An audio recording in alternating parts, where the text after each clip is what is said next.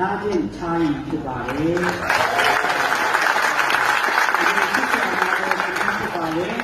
ကျမတို့ဘယ်သွားကျမတို့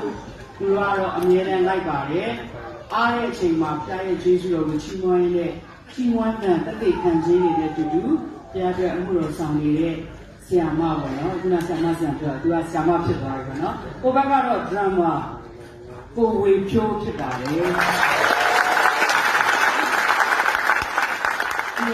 ကတော့တကယ်ပဲယုံကြည်သူကနေယုံကြည်သူဖြစ်လာပြီးတော့တက်တည်တွေအများကြီးရှိပါတယ်ကိုဘက်ကတော့ basic data ကိုဒီဖက်တဲ့ soft 2ဖြစ်ပါတယ်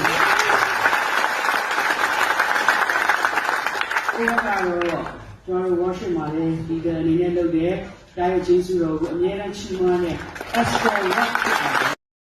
ဒီနေ့ကျွန်တော်နှလုံးသားထဲမှာတခုကျွန်တော်ကိုဖခင်ကပို့လို့စီချင်တာရှိတယ်အဲ့ဒါကတော့ကျွန်တော်မသိတဲ့သူပဲနောက်ကျကျွန်တော်ကဝေစာကိုအိတ်ထဲထည့်ပြီးမှာပေါ့နော်ကျွန်တော်